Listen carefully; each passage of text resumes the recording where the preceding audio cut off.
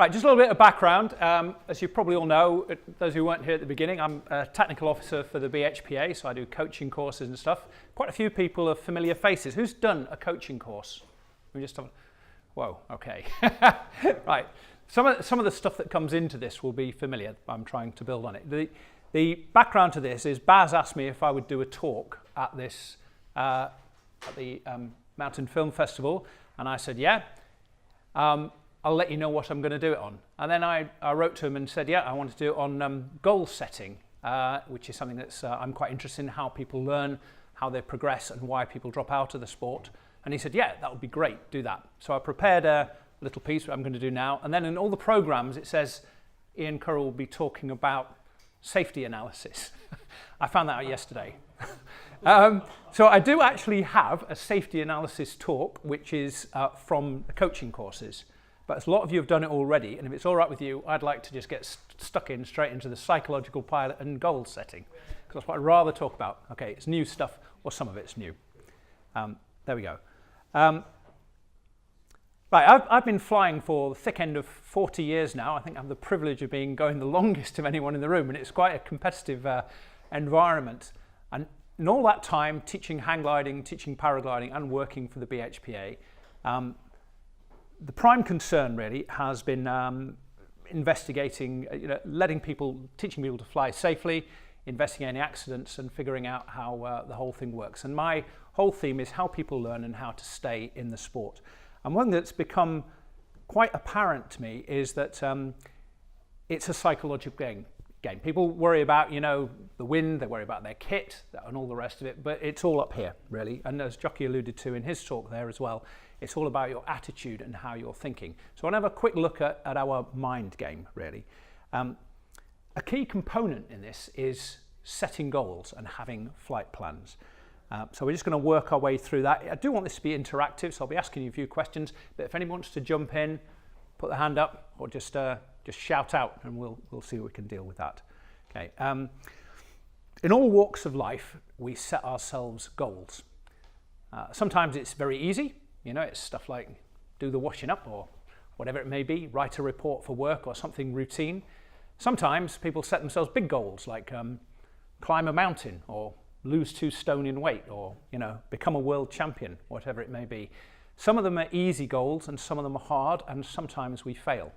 But that is how human beings work. We set ourselves goals, and if it's a big goal, we set an intermediate goal and start to work there. But in flying, it's really important that we're conscious of what we're doing and how we do it, how our brains are working, because it makes a big difference on how well we do. So just going to run through this. Here we go. I'm going to start out with the new pilot. So in a school situation, right at the beginning, what is a new pilot thinking? When you go along on your first day flying, a couple of you in the room are actually quite recent pilots or just starting. Do you want to? Yeah, okay. What were you thinking on the first day you go to school and encounter a paraglider for the first time? Can you remember? I don't want to die. I've actually got that down second. Okay. Right. The first one I put here is can I do this? You question yourself, is this something I can do? Number 2 is will I survive? Clearly you're more sensible than I am. That's only number 2 on my... there we go. The next thing is, as soon as they start flying, they think, oh, this is good. Can I get a bit higher? Can I have a slightly longer flight? Okay. And then shortly after that, can I land well? Can I land on my feet? Can I make myself look cool and work on a bit of style? This is what typically people on their first day. And then as we move on from there, next one, can I stay up? Can I have a bit of a longer flight? Can I land back on the top of the hill again? This obviously is UK type flying, dynamic flying. Student get fed up with the walking up, I'm sure you remember. Followed by, can I get down? Not long afterwards. And there's the big toughie for a lot of my students. Can I pass the bloody exams that I have to do? Now these, I put them all as questions. What they actually are goals. These are goals that we're trying to get. That's a big one, obviously. Will I survive? Can I survive? But these are big goals. And they're set by the pilot to some extent, but they're also set by the instructor, or if they're following a syllabus, by us, by the BHPA, if you like. And as each one is achieved, as each person achieves something, they immediately think, great, and they go on to the next one. It builds, doesn't it? It starts from, can I even do it? Can I inflate the glider? To can I land nicely? Can I stay up? Can I stay up for an hour? Can I land on top? Can I thermal?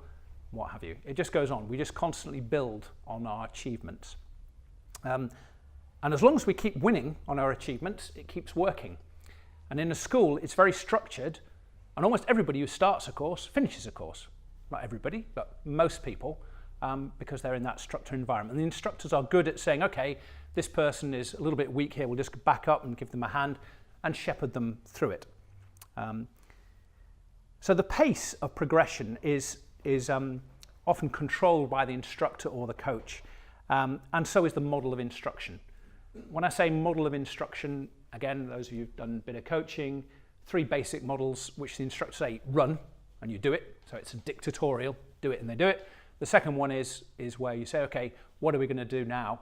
You know, are we going to turn right? Or do you want to turn left first? What are you going to do? And have an interactive thing.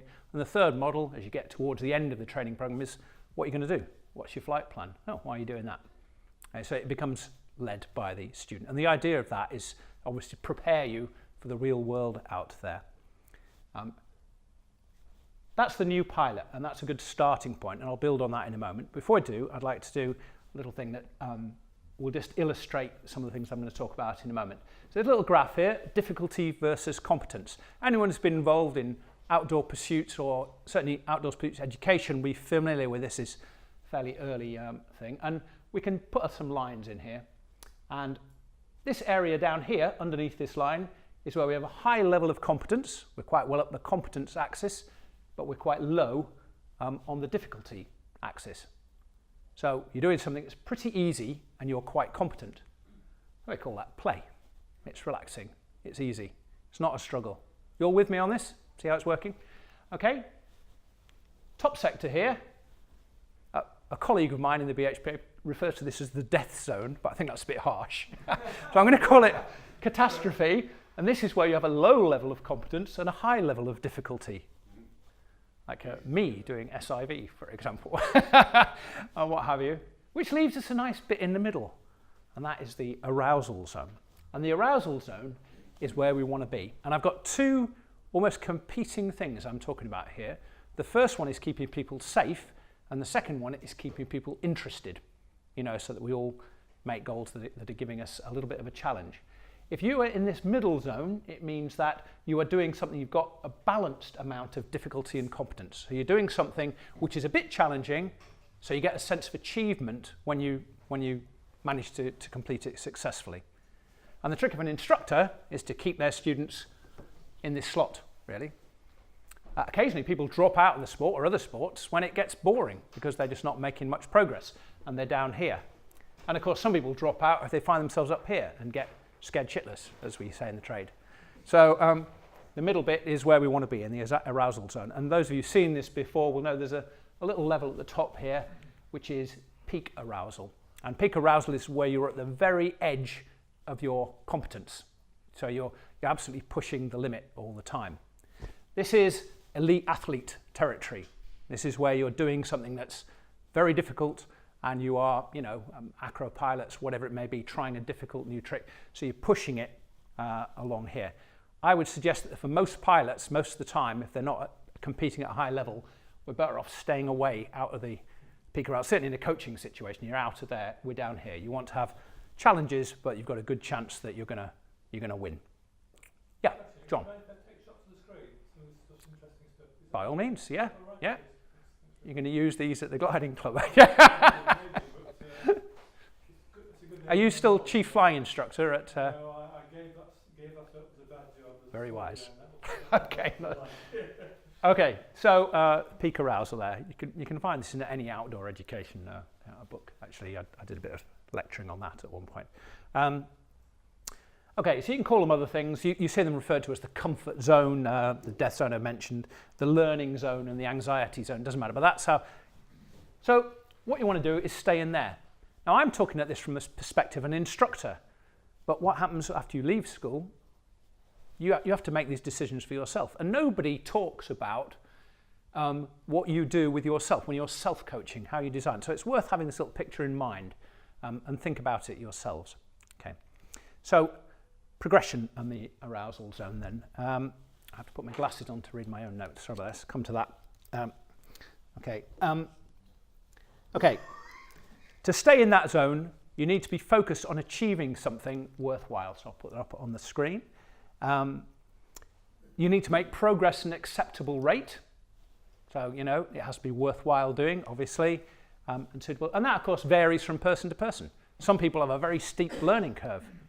I was out the other day with some of the acro boys in Turkey, and you know, as soon as they've cracked one trick, they're on to the next one. They're trying to make it difficult. And I was saying to the guys at the back earlier on, as soon as they can do that, they try and do it with a twist, because it's more difficult, because they've got a very steep learning curve, or low boredom threshold might be another way of putting it. I don't know. So everybody has their own threshold. I'm a little bit slower than that. I've been flying for a long time, and slow and steady gets me there in the end, I must say.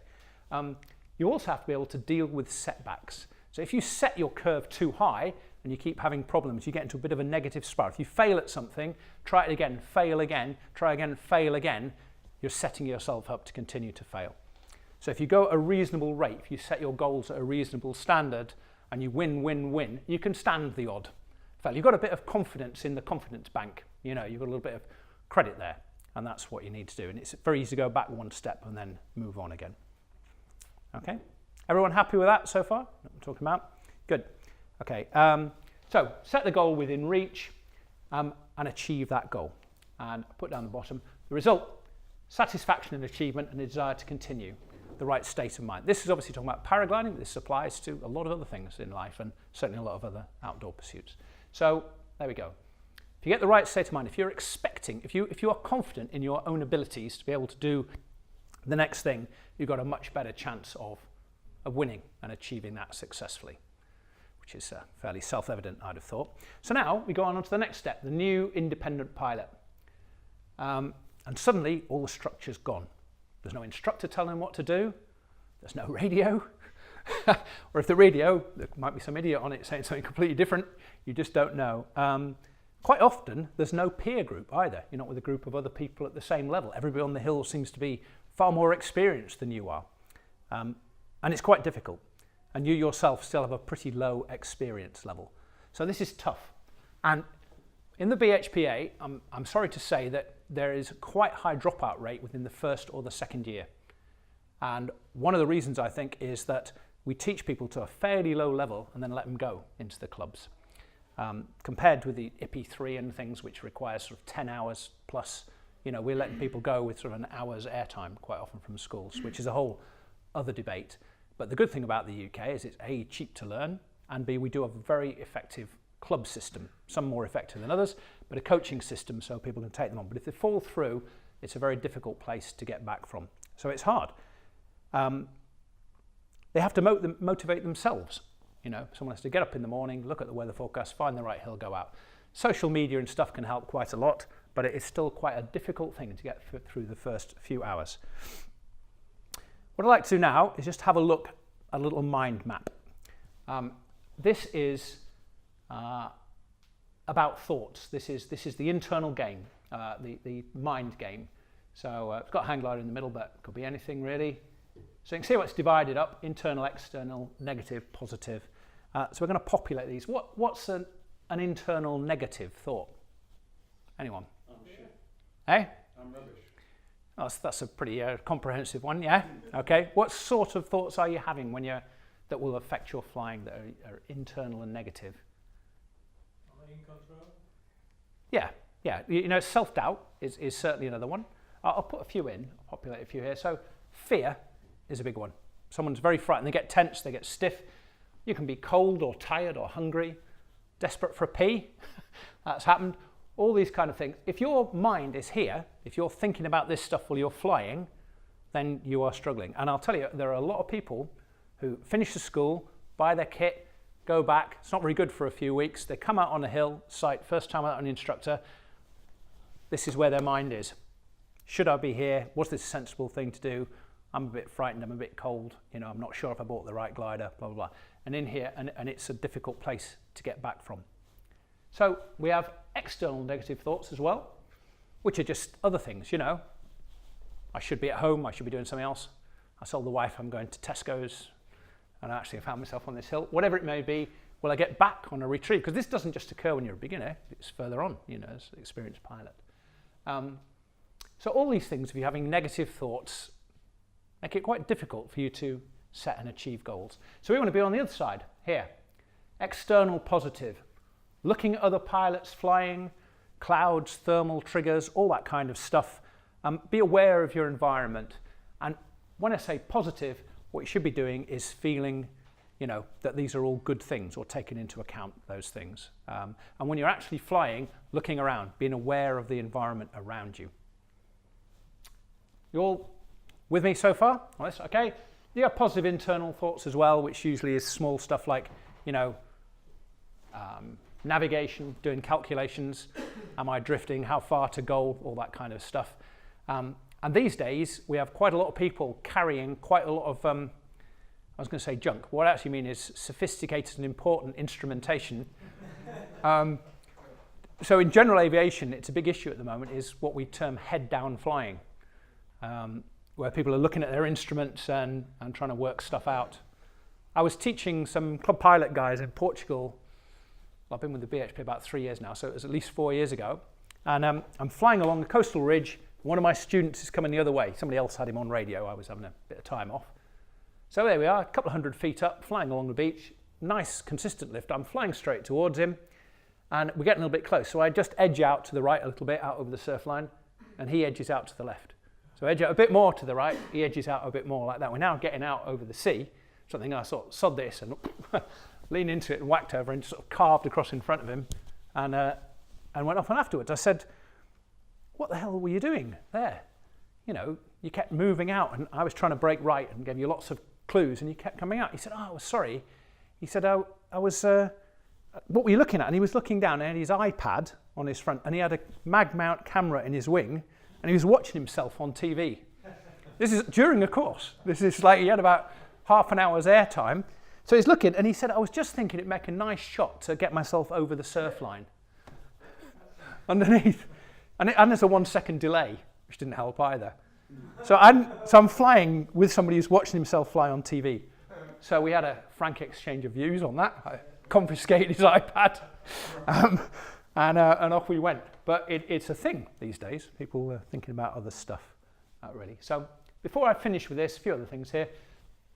I put something in, it's neither negative nor positive, or it's both if you like, looking for a landing, being aware of hazards. If you're at 3,000 feet on an interthermal glide and you think, oh shit, where can I land? Is there anywhere safe to land? That's a bit negative. If you're at 300 feet, that's really what you should be thinking about. So, you know, it depends on your circumstances. And down here, internal, selfies, how do I look? You know, watching yourself on TV, as I say. So, okay. Where do we want to be when we're flying, ideally? Top right. Okay, we want to be up there. A little bit of this is okay, but essentially we want to be top right. We want to reach the stage of skill where we are happy to fly our aircraft. We're doing that almost on autopilot, so a bit of our brain is free to look around, see what everyone else is doing, see where the next lift is, start planning our flight, and so forth. And of course, down here, having a quick look at our map and our altimeter to make sure we're not in airspace and all that sort of thing. But we need to be on the positive side. So how do we get from here to here? Eh? Okay, there's a mind game as well. There's one word on here that's really important that I haven't I've mentioned it, but not on here, and that's this: goals. You can do it to yourself. You can affect your own state of mind, your own place, by setting yourself an appropriate goal. Just like the instructor used to do for you, or the training book syllabus did for you. You know, you finish one thing, it says, oh, do this, this is the next thing, that's the next thing. Set yourself goals. Okay? An appropriate goal setting is what gets you to the right place.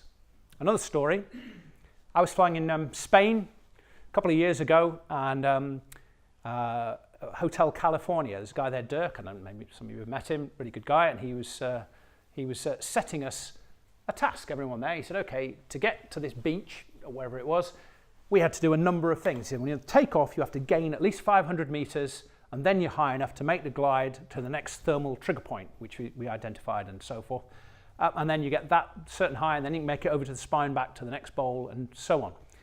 So I took off, had a crap flight, got drilled, landed at the bottom, got a rider back up again, had a go. And it was quite a scrappy day. There was bits of thermal, lots of lift. It was a little bit rough and a bit unpleasant at times.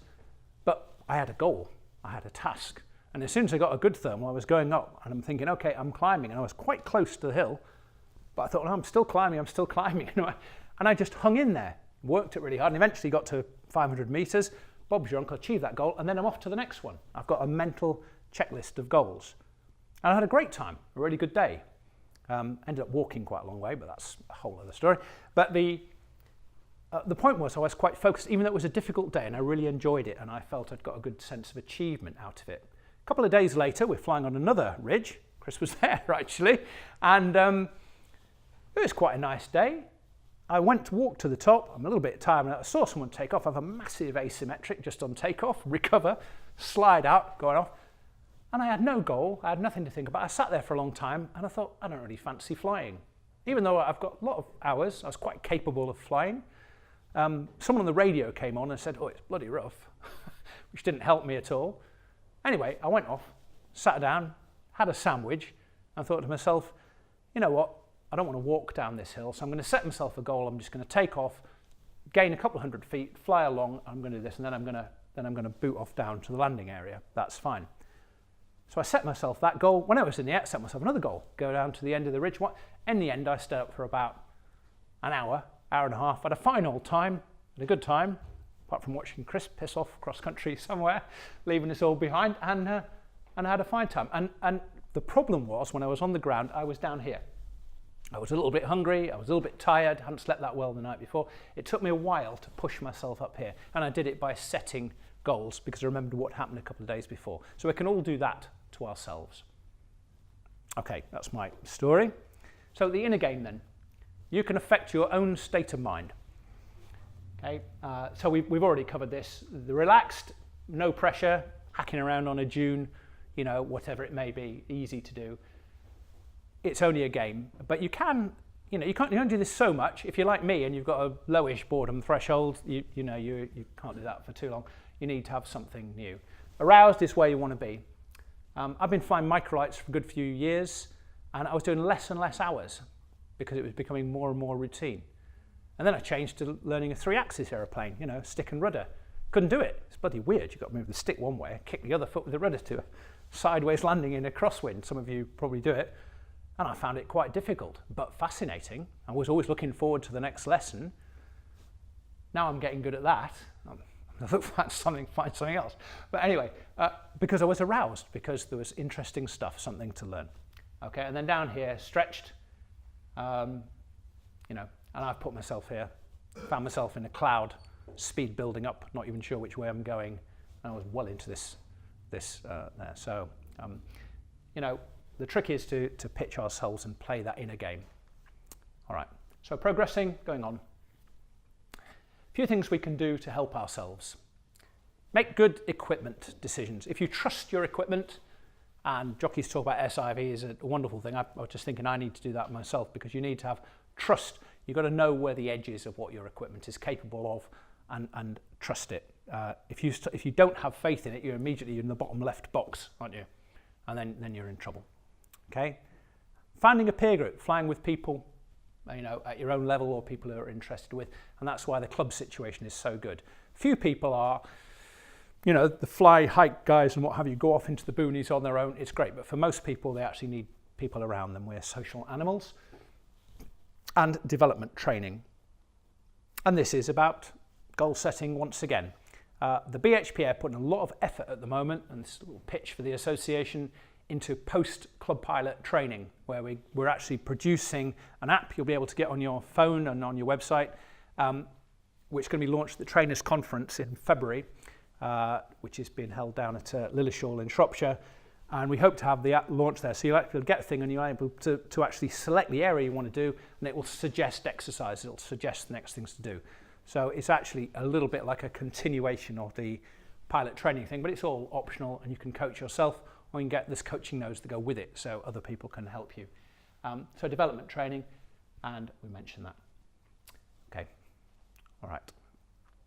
You don't need anyone else to help you set goals. So here we go. we've thrashed that to death already. A goal must be specific. So be definite.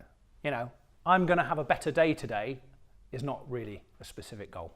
Okay, so you need to set something which is suitable, and it must be the right kind of goal. Pilots are all quite lazy. In fact, human beings are quite lazy. What happens is we go on a hill and we're good at reverse launching. So even though the wind's a bit light, we reverse launch. Or we're good at forward launching, especially if we're French. So we don't reverse launch. So what we need to do is say, what do I need to practice at? And actually target our gains. You know, if you always 360 to the right, why not 360 to the left for a bit? You know, you can actually have a goal to increase a skill. It's very easy to go up and push yourself down into the play sector and not challenge yourself. Okay, so there's always something to learn. Okay, people are keen to do the things that they're good at and not very keen to do the things they're not very good at, but they're useful goals to have, right? And there's always something that needs work. Okay. And a coach, if there is a coach, can help facilitate this because it's an outside perspective. Worthwhile. There's no point setting a goal that is not going to be of any value to you. It has to be tough enough and be interesting enough. It might be the petit tour of the lake at Annecy, depending on what level you're at. It might be top landing near your car or flying back to your house if you live downwind of the site, whatever it may be. It doesn't matter, but it's got to be a goal that means something to you. Obviously, it has to be a safe and acceptable goal. And if you're not sure, get a second opinion. Not that I don't trust pilots' judgment skills, but there have been a few failures of choosing acceptable goals in the past. Okay? And it has to be realistic. In other words, it has to be achievable. You know, if you choose a goal that you are not going to get, that you're never going to get, then you set yourself up for failure. Okay, we're all with the program here? Yep. Good, okay, makes sense. Oh, measurable. To say, I'm going to land near that spot, no that one, no that one, no that one, oh yeah, I made it. Doesn't, which a lot of pilots do, they think like that. You've actually got to set it and be honest with yourself. That's what I was trying to do. Measurable, did you win or did you not win? Right, there you go. Even spot landing, I say even as if it's a tiny thing. Accurate landing is a really important thing. It's a little goal that you can set yourself on every single flight. And you'll learn a lot about yourself and your glider and the conditions if you constantly try and land accurately instead of just waiting for the ground to come up to you. Okay. Can I just say, Ian, on that, I once spent a day with Kriegel Maurer Yeah. in the Alps, and he does that every flight. Yeah. One of his goals is to spot land. And Yeah. he lands in the spot every time. Yeah, exactly. What was the name of famous golfer, Nick Faldo? He got a hole in one. Somebody said, oh, you were dead lucky. He says, funny that, the more I practice, the luckier I get. Yes, which says it all, I think. Okay. Levels of goal. Right, there's immediate. So there's a thing that you're actually flying, you can have an immediate goal. I'm going to get to there, I'm going to do this, I'm going to catch up with that guy, whatever it may be. You can have goal to all kinds of levels. You can have a goal for the day. When you go out today, I'm going to improve my handling skills. It's a pretty vague goal, but then you can say, oh, if it's too strong to fly, or you go to the bottom landing, you do a bit of ground handling practice. If it's light, you practice your alpine launches, you practice your target, whatever it may be. Keep practicing things. Have a goal, so at the end of the day, you can tick something off. I have achieved something today. So, you know, I have a friend who goes fishing, and he quite often goes fishing, doesn't catch anything. I always think that's a bit weird. I would get fed up, honestly. But, you know, there you go. I've got to catch something every day. So you can give yourself something to catch if you, to strangle that analogy, really. So set yourself a goal for the day. And again, the BHPA systems can help with this. We've got loads of goals that we've written down, exercises you can have a look at, and have overall goals as well. Where you're going with something. Now, this could be something huge, like you want to be a competition pilot, or a good cross-country pilot, or you want to get 1,000 hours, or whatever it may be. But overall goals, to be aiming at something is very useful. So you've got a purpose to being there. Another story from my own experience.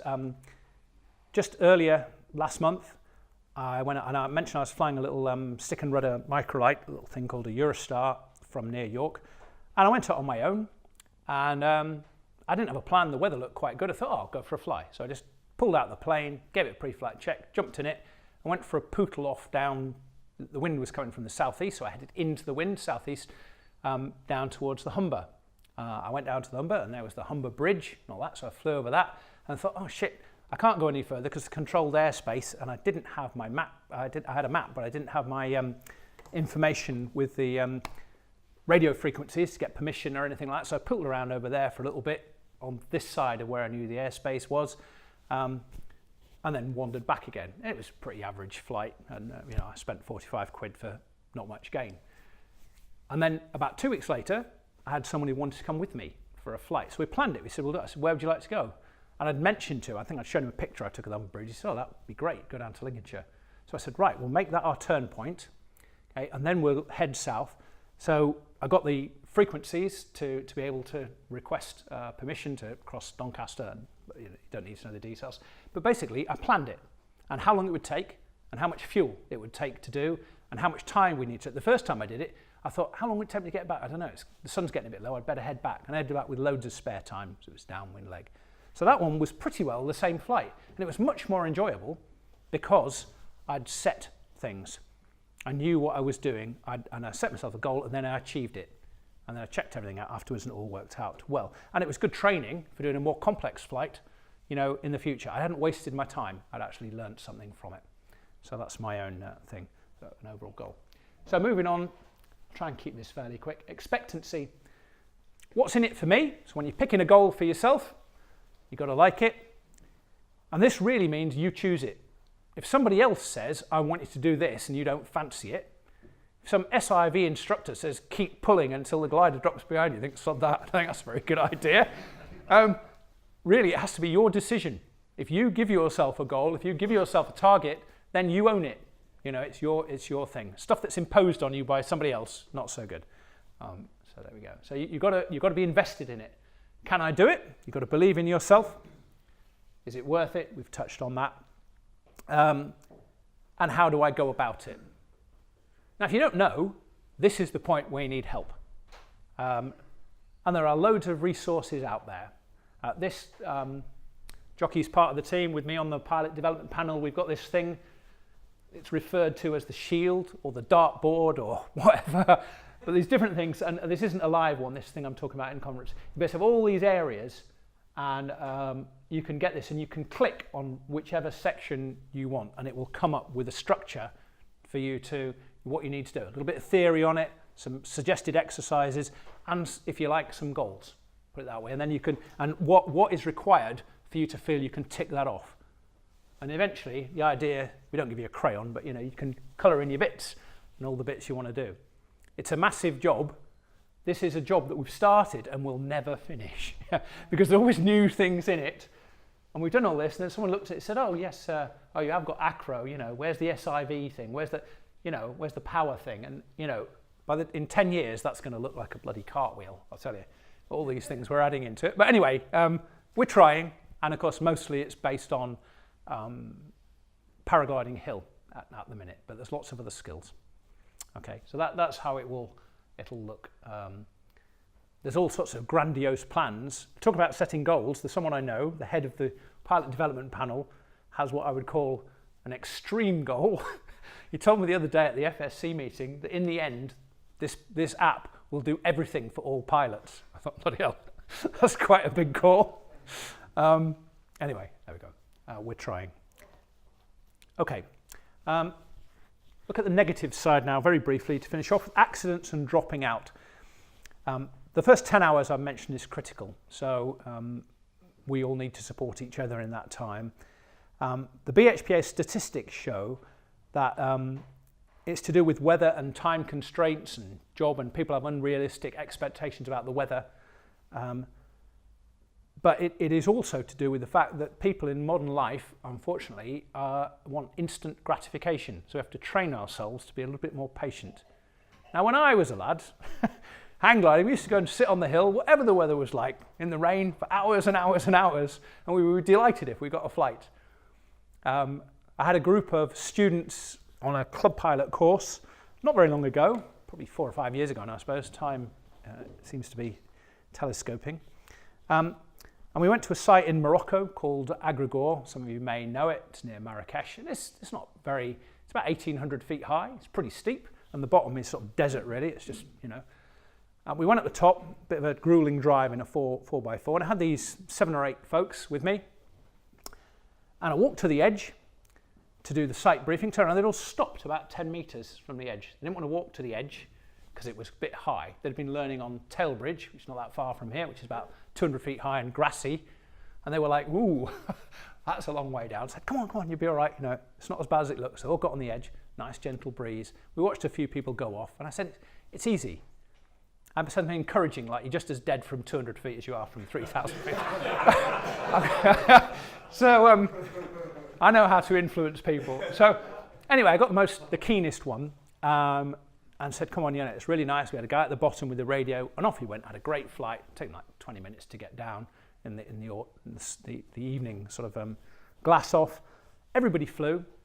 The next day, we all come up. It's just the same in the morning. Brilliant. They're all off. No problem. We start doing exercises, big ears, speed bar, 360s, constant aspect approaches, all this stuff that they need to do. And they're all having a grand time.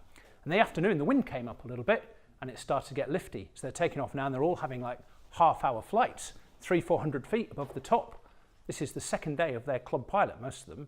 And they're all having a fine time. Brilliant. They all went home. They're you know, in the pub that evening. You know, they're all full of stories about how epic it was. You know, the next day we go out. Third day, light wind up the slope again, which happens there pretty well every day. You know, I said, okay, who's going? No, nobody wanted to get unpacked. Couldn't be asked because they were going to wait in case it got epic later. This is like 48 hours after they were frightened to walk to the edge. I said, look, guys, you have to learn it can't be an epic, life-changing flight every single time you do it. We're setting ourselves a very high bar there. And by the way, you're all shit at accurate landings, so get your helmets on. And sort of forced them. We reverted back to the dictatorial session. I thought we had to go. But yes, took off. So, but yeah, it is a problem. We do have people in the sport coming into the sport who you know, they want instant gratification. They don't have a great flight for 2-3 times out. They drop it, which is, it's a problem. I don't know what to do about that really, except that to say that it, you know, being a little bit tenacious and sticking with it is something that pays off in the end. Okay, so I've done all this now. So expectations. They have to have realistic expectations and do it with a group. So, any questions on goal setting and state of mind? Are numbers a good goal to have? How do you mean? Like 10 hours or something? I want to fly 300 kilometres. I mean kilometres. Is it good to have a goal? Is it distance? I suppose that a goal is a goal, but it's not something that you can do, can you? You can't make yourself fly better to get there. I think all you can do as a realistic goal is say, I want to fly farther, really. Or in fact, not even that. It isn't the ultimate distance. The goal is to be efficient at using thermals, make the right decisions on when to leave the thermals and when to glide, make the right decision on speed to fly, and then the miles will follow. It's all about making the right intermediate decisions. Yeah, John? An observation on that. I think it is good to have a distant goal. What they prompt you to do is to analyse your own flying and say, well, what's going to get in the way of me doing that? What are my skills? What are my strengths and weaknesses? What do I need to work on to make that achievable? I'm really glad you brought that up because I've talked here about setting goals, but actually a huge part of this is debriefing yourself afterwards, honestly. Is actually, and again, you all know the drill in a school. You must all have been at one at some point. Somebody briefs you, you do it, and then they debrief you, which typically goes something like, how did your flight go? Oh, why did that happen? Why didn't you manage that? What can you do about it next? What you have to do is debrief yourselves. Did that flight go as expected? Why not? Is there any way I can improve it or what have you? So I'm not a big one for numbers because if you do 290, is that a fail? You know, it's so, you know, the thing is to fly to the best of your ability and that will follow afterwards, you know. There is such a thing as trying too hard as well. When I was only a young man and foolish, I did a cross-country, and it was a cross-country competition who could get the furthest. I was getting really low, and there was 3 of my mates in the field, and I got a field further than them by dint of flying downwind till I hit the ground.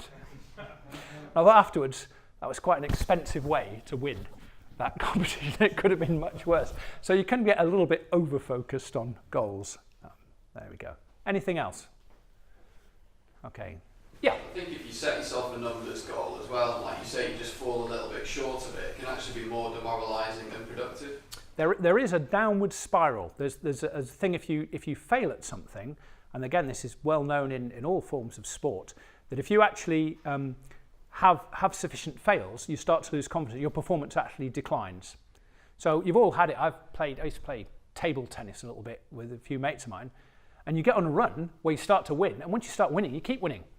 If you lose 3 or 4 games in a row, you've lost that because it's a mental game. You know, I haven't changed, the other guy hasn't changed, and the next day it might be different. So yeah, you can break that cycle by dropping back down and doing something that's easy, or go revert. I mean, it's a standard instructional technique. If they're struggling, you go back a step to where they were before. Let them win a couple of times, get some credit in the confidence bank before you crack on. It's all about, I mean, the physical difference in terms of capability between me and Maura, or somebody who's, you know, at the top of their game. You know, I've got 2 arms, 2 legs, my eyes work all right, I can do exactly the same things. It's all about in here. It's partly belief, partly experience and what have you, but the vital bit of kit is just, you know, a kilo of grey jelly, really. So it is a mind game, flying.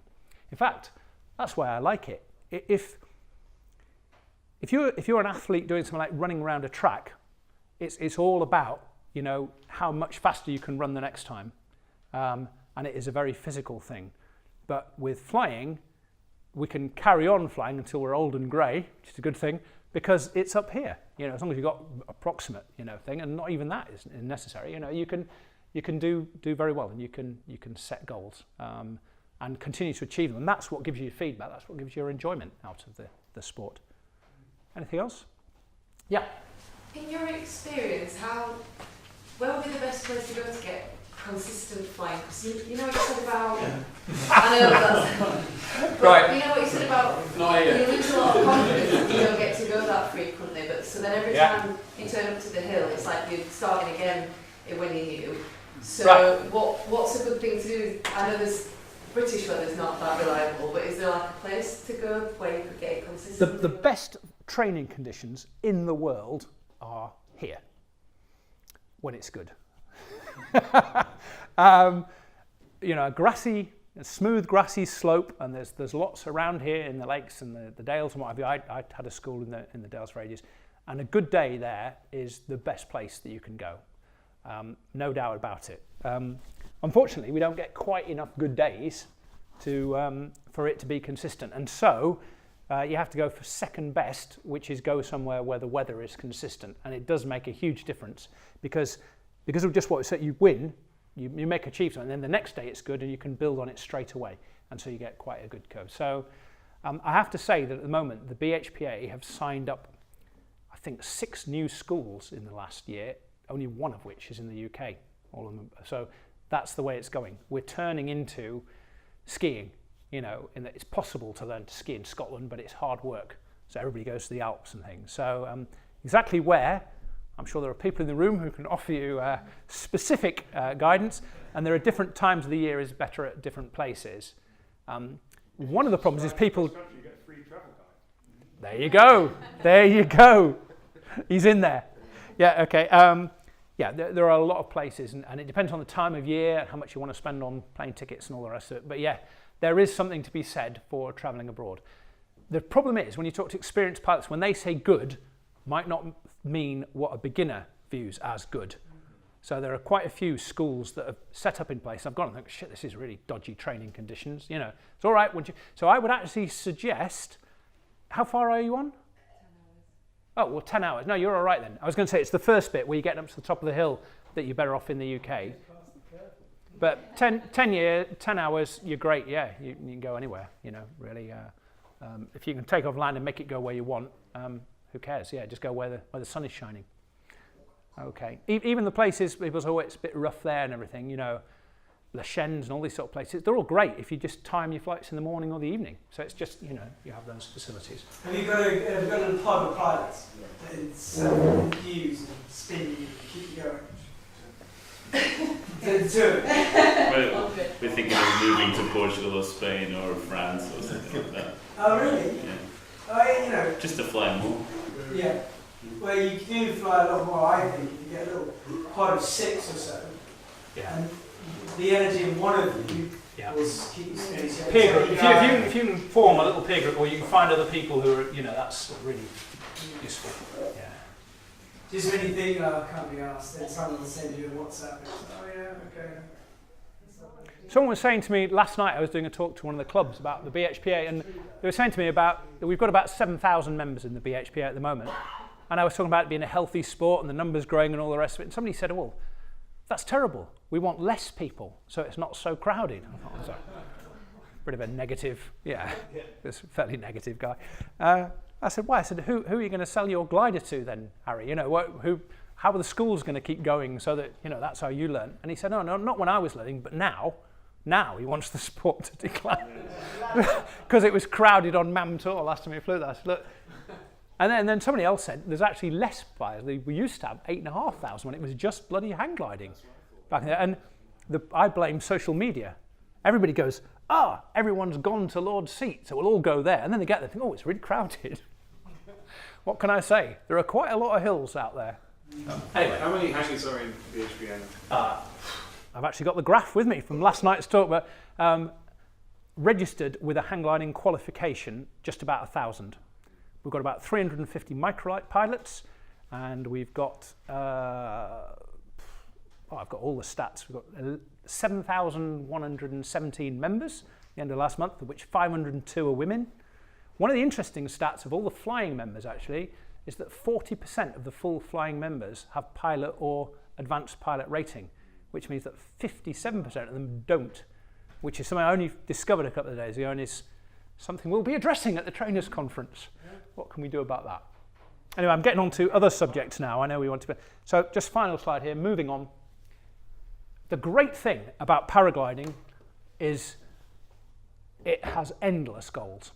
As I alluded to, I've done sailing, windsurfing, kite surfing. I've flown, all sorts of things, powered aircraft and what have you. And at some point, I found myself bored on some of them, but I've never been bored paragliding because every flight is different, as you were all well aware in this room, and there are always new goals. There's always something further to do. You never actually do, like I did with the Humber Bridge, where you do 4,000 revs at 2,000 feet for an hour in a straight line. It's a bit boring. With us, because you have to work at it and there's always challenges to be done. So it's the perfect sport for people who don't want to get bored and want to keep on setting goals. There's always something to do. It's somewhere new to go. Which, Ed wouldn't sell any magazines otherwise. So, and there's still places, even now, after all these years, that I'm desperate to go, and things that I'm desperate to do, new things to achieve. So I hope you all, are able to affect your own state of mind and think about this, set yourself goals, and get the most out of your flying and improve. Thank you very much.